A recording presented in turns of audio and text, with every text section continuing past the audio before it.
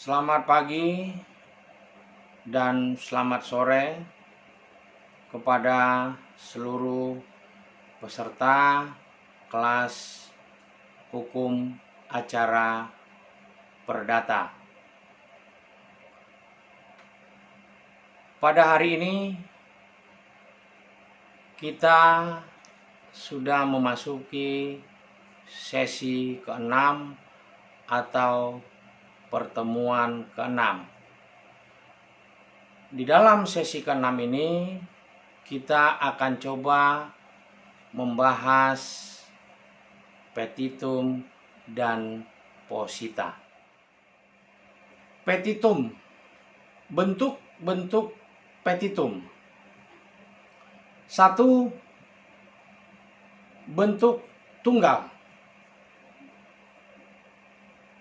di mana petitum yang hanya menyantumkan mohon keadilan atau ex aequo. Tidak memenuhi syarat formil dan material petitum. Akibat hukumnya apa?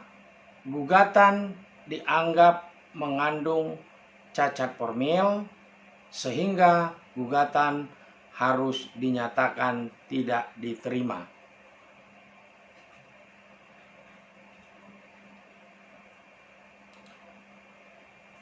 Bentuk yang kedua, bentuk alternatif, dapat diklasifikasikan menjadi petitum primer yang merupakan tuntutan pokok dan subsidiar yang merupakan tuntutan pengganti sama-sama dirinci. Tuntutan pokok misalnya supaya tergugat menyerahkan barang yang dibeli jika ini dalam perjanjian jual beli. Dan tuntutan subsidiarnya misalkan dirumuskan dengan kata-kata mohon putusan seadil-adilnya atau yang sering kita dengar ex aequo et bono. Selanjutnya ada gugatan asesor atau asesoir. Yang dimaksud dengan gugatan asesor adalah gugatan tambahan terhadap gugatan pokok.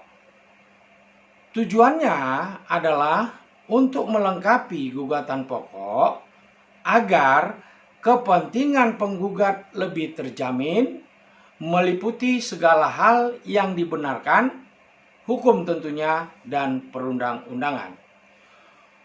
Gugatan asesor ini tidak bisa atau tidak dapat berdiri sendiri. Oleh karena itu, kebolehan dan kebenarannya hanya dapat ditempatkan dan ditambahkan dalam gugatan pokok. Jenis-jenis gugatan asesor dapat berupa yang pertama, gugatan provisi berdasarkan pasal 180 ayat 1 HIR. Gugatan tambahan berupa penyitaan berdasarkan pasal 226 dan pasal 227 HIR. Gugatan tambahan permintaan nafkah berdasarkan pasal 24 ayat 2 huruf A PP nomor 9 tahun 1975. Ini tentunya adalah berkaitan dengan perkara perceraian.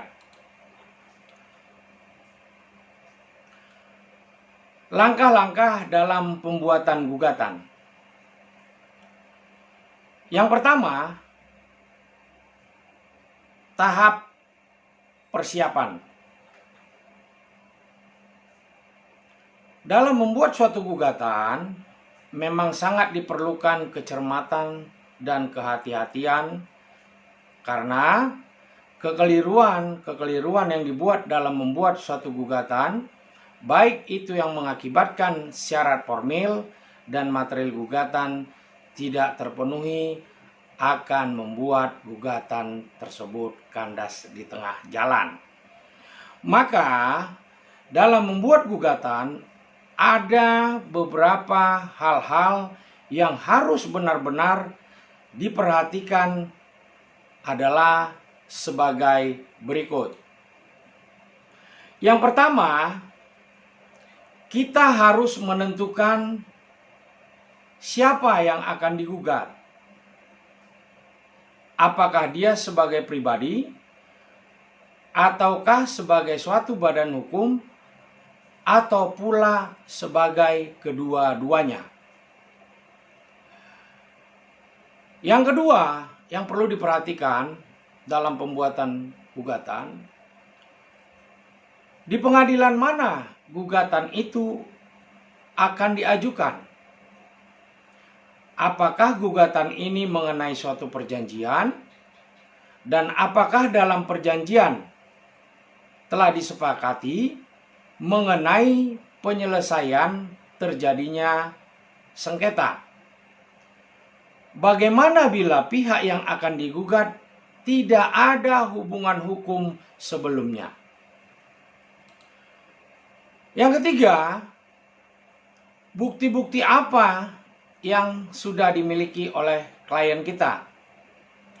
Apakah buktinya lengkap, atau hanya sebagian, atau hanya berupa fotokopi saja? Selanjutnya yang perlu diperhatikan adalah apakah tergugat mempunyai aset yang akan disita sebagai jaminan gugatan agar tidak menjadi sia-sia. Karena jika aset tergugat tidak ada, maka jika terjadi gugatan dan disidangkan dan dimenangkan oleh penggugat, inilah yang sering disebut menang dalam surat. Nah, dalam membuat suatu gugatan sebenarnya harus dikumpulkan lebih dulu data-data yang dimiliki oleh klien. Kadang-kadang bukti-bukti yang diajukan klien kita tidak relevan dengan permasalahan yang dihadapi. Bila terjadi demikian, maka kita harus pandai untuk mengingatkannya sehingga seluruh data-data bukti diserahkan seluruhnya. Dengan data bukti yang lengkap akan sangat memudahkan kita menentukan langkah-langkah hukum yang tentunya untuk menyelesaikan masalah tersebut. Apabila data bukti yang akan mendukung gugatan klien kita maksudnya sudah terkumpul, maka ada kalanya diperlukan suatu investigasi terhadap para pihak yang akan digugat. Pertama, apakah pihak yang akan digugat merupakan orang perorangan atau kumpulan orang-orang atau suatu badan hukum? Pada waktu melakukan investigasi tersebut juga perlu dicek kembali aset-aset apa saja yang masih dimiliki oleh pihak yang akan kita gugat tersebut. Nah, beberapa hal yang harus dan sangat penting diperhatikan dalam formulasi surat gugatan antara lain. Pertama, surat gugatan harus diajukan kepada atau di pengadilan mana sesuai dengan kompetensi relatif. Selanjutnya, surat gugatan harus diberi tanggal. dilanjutkan ditandatangani oleh penggugat atau kuasanya. Identitas para pihak harus lengkap. Fundamentum patendi atau posita, petitum gugatan, dan perumusan gugatan asesor. Sekarang kita coba bahas. Ditujukan kepada pengadilan negeri sesuai dengan kompetensi relatif. Surat gugatan secara formil harus ditujukan dan dialamatkan kepada pengadilan negeri sesuai dengan kompetensi relatif atau sesuai dengan ketentuan pasal 118 HIR. Apabila surat gugatan menyalahi kompetensi relatif, maka akan berakibat gugatan mengandung cacat formil. Karena gugatan disampaikan dan dialamatkan kepada pengadilan negeri yang berada di luar wilayah hukum yang berwenang untuk memeriksa dan mengadilinya. Dengan demikian, gugatan tidak dapat diterima atau yang sering kita dengar NO, Niet Ofankelijk Verklaard, atas alasan hakim tidak berwenang mengadili. Surat gugatan harus diberi tanggal. Dalam HIR atau RBG tidak mencantumkan kewajiban mencantumkan tanggal dalam surat gugatan, sehingga pencantuman tanggal tersebut bersifat fakultatif dan bukan merupakan syarat formil dalam surat gugatan. Dan kalau dihubungkan dengan kedudukan surat gugatan sebagai akta, sebagai alat bukti, pasal 1868 maupun pasal 1874 KUH Perdata tidak mensyaratkan adanya pencantuman tanggal pembuatannya. Surat gugatan harus ditandatangani penggugat atau jika dikuasakan, tentu kuasanya yang menandatangani. Mengenai tanda tangan, dengan tegas atau secara tegas disebutkan sebagai syarat formil dari gugatan tersebut. Hal ini terdapat dalam pasal 118 ayat 1 HIR yang menyatakan gugatan perdata harus dimasukkan ke pengadilan negeri sesuai dengan kompetensi relatif, dibuat dalam bentuk surat permohonan atau surat permintaan yang ditandatangani oleh penggugat atau wakilnya atau kuasanya. Untuk mencapai adanya kepastian hukum, maka cap jempol tersebut harus dilegalisir oleh pejabat yang berwenang, misalnya camat, hakim, atau panitera, apabila seseorang tidak bisa membuat tanda tangan. Identitas para pihak sangat diperlukan.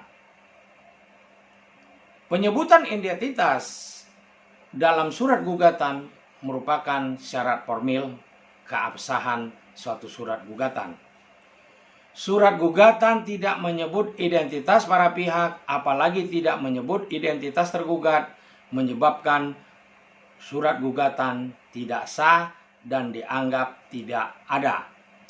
Dalam ketentuan pasal 118 ayat 1 HIR, identitas yang dicantumkan cukup memadai sebagai dasar menyampaikan panggilan atau menyampaikan pemberitahuan selanjutnya. Nama harus ditulis lengkap, termasuk gelar kalau ada. Hal ini dimaksudkan untuk membedakan dengan orang lain terutama nama atau identitas dari tergugat. Karena kalau ada kesalahan dalam mencantumkan nama, tergugat tentunya akan bersifat fatal karena melanggar syarat formil, sehingga mengakibatkan gugatan cacat formil, sehingga cukuplah alasan untuk menyatakan gugatan error in persona atau obscur libel. Dalam arti orang yang digugat kabur. Kabur bukan dalam arti lari ya. Ini kabur tidak kelihatan atau tidak jelas sehingga gugatan tidak dapat diterima. Fundamentum patendi atau posita. Fundamentum patendi berarti dasar gugatan atau dasar tuntutan. Dan dalam praktek peradilan terdapat beberapa istilah yang akrab digunakan, antara lain satu, positum atau bentuk jamak disebut posita gugatan, dan dalam bahasa Indonesia disebut dengan dalil-dalil gugatan. Posita atau dalil gugatan merupakan landasan pemeriksaan dan penyelesaian perkara. Pemeriksaan dan penyelesaian perkara tidak boleh menyimpang dari dalil gugatan. Juga sekaligus membebankan beban wajib pembuktian kepada penggugat untuk membuktikan dalil gugatannya sesuai yang digariskan pada pasal 1865 KUH Perdata dan pasal 163 HIR. Setiap orang yang mendalilkan sesuatu hak atau guna meneguhkan haknya maupun membantah hak orang lain diwajibkan membuktikan hak atau peristiwa tersebut. Saya ulang kembali. Setiap orang yang mendalilkan sesuatu hak atau guna meneguhkan haknya maupun membantah hak orang lain diwajibkan membuktikan hak atau peristiwa tersebut. Atau dengan kata sederhananya, siapa yang mendalilkan maka dialah harus membuktikan.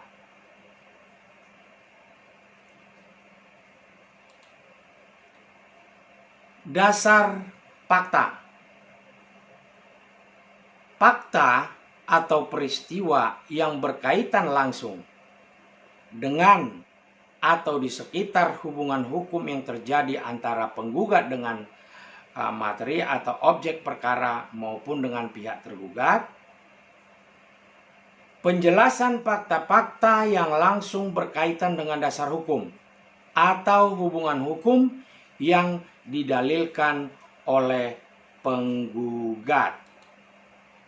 Dengan demikian, posita yang dianggap terhindar dari cacat obskur libel adalah suatu gugatan yang jelas sekali memuat penjelasan dan penegasan dasar hukum yang menjadi dasar hubungan hukum serta dasar fakta atau peristiwa yang terjadi di sekitar hubungan hukum yang dimaksud.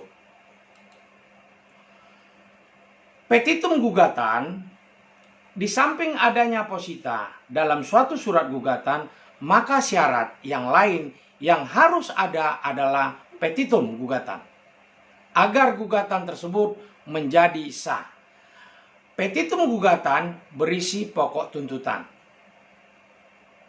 berupa deskripsi yang jelas, menyebut satu persatu dalam akhir gugatan tentang hal-hal apa saja yang menjadi pokok tuntutan penggugat yang harus dinyatakan dan dibebankan kepada tergugat.